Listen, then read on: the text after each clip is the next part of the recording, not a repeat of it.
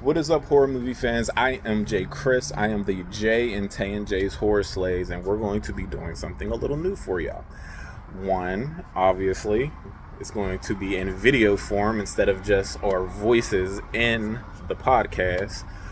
But we're going to be talking to y'all about movies that we think did not need a sequel or shouldn't have gotten a sequel, or if it's a newer movie, it doesn't need a sequel. And since we're going to be doing that, I'm going to go first. We're going to be doing this individually. I'm going to do a video. She's going to do a video. Then we're going to go back and forth between the two of us and just talk to y'all. So I'm going to go first. As I said, the first movie that I want to talk about is Sinister. Now, we both love Sinister. As you know, if you have checked out our podcast, we love the movie Sinister. And it is very well written, has the scares it needs. It does everything you ask of it. It has a main villain in Bagul. He's after these kids. The main character is a crime writer, and he's trying to figure out what happened to these other families in the household where he actually moves his family in. What was he thinking? We do not know. But, well, actually we do. We do know what he was thinking. He was wanting back the glory that he got the first the first book he made. He wanted that same glory that he got when he figured out what happened and was able to get the story out. It was amazing for him. So with that, all of this crazy stuff happens. You think in one thing, you're watching these films, watching these families getting gruesomely murdered, and then at the end, it's a huge twist where you're like, what the heck is going on? And it was great. It was amazing. You know, it was such a good movie. I always recommend this to people who are either new coming into the genre or just someone who hasn't seen it. I think it's a good movie for any watcher, even if you're not a huge fan of horror, but you can handle horror. I always go with Sinister. But Sinister 2, on the other hand, I did not like it. I've watched it more than once, and it just did not do it for me. The story was all over the place, in my opinion.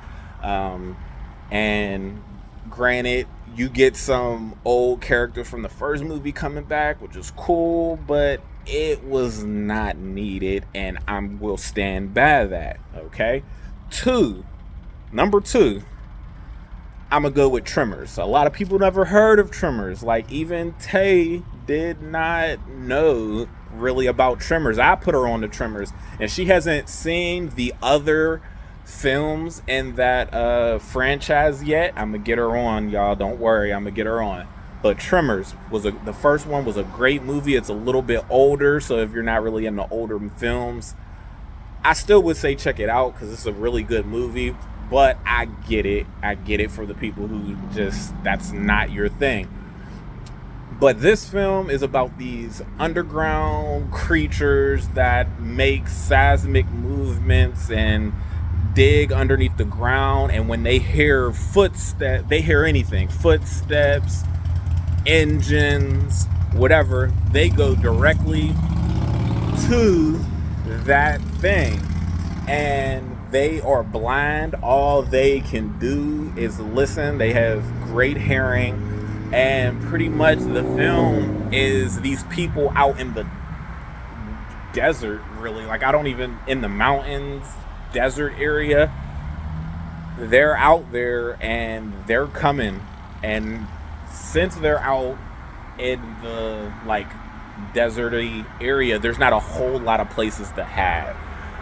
And yeah, they're just tormenting these people, digging up underneath buildings and bringing them to the ground. Like, it was just so well written. Kevin Bacon is in it as a young Kevin Bacon.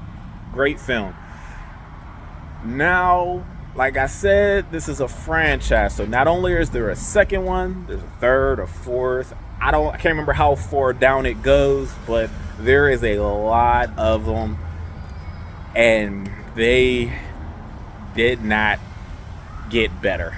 I'll put it like that. The second one was decent, but not good, and it just got worse over time.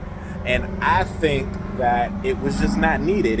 You could have just left it at that story, especially because you didn't see, like, you only seen in the first one about three of them. I would have to watch it again, but I think there's 3 of them, and they kill them all. So now there's more, and it's just like, okay, where did they come? I mean, like, there's not really a whole big explanation of where they come from, all like that, especially in the first one. So y'all could have left it at that, and we would have been happy with just that first movie. And last but not least, the third one, I have to go with Child's Play 2. Okay, so as you know, Child's Play is about Chucky. All right. The first one, classic, great. It was well written. I have no complaints. Child's Play 2, I think, was also very good, and I feel like it was needed because it happens almost right after Child's Play 1 ends. So it goes right into the story. It leaves off right from the story of the first one, just like it should. Andy's mom goes into a psych hospital because she refuses to tell them that her son was lying. She completely agrees that Chucky was there. He was in a doll, and he was coming after them, and she refuses to go away from that story. So any rational human being is going to be like, you're crazy. So they lock her up, and Andy ends up going with these new foster parents, and Chucky comes after him there as well. And since he does that, there's new people you meet. You meet Kyle, who is his foster sister, and it's a great movie. Like I said, it leaves off right where it needs to leave off. Oh no, it's an ambulance, y'all. Sorry if you can't hear me, but he meet his foster sister, and Chucky is Chucky. Now Child's Play 3, although I also very much enjoy, I enjoy Child's Play 3. I enjoyed Bride of Chucky, but I just feel like after 2 there wasn't really need for more of a story. Kyle and Andy destroyed his body inside of the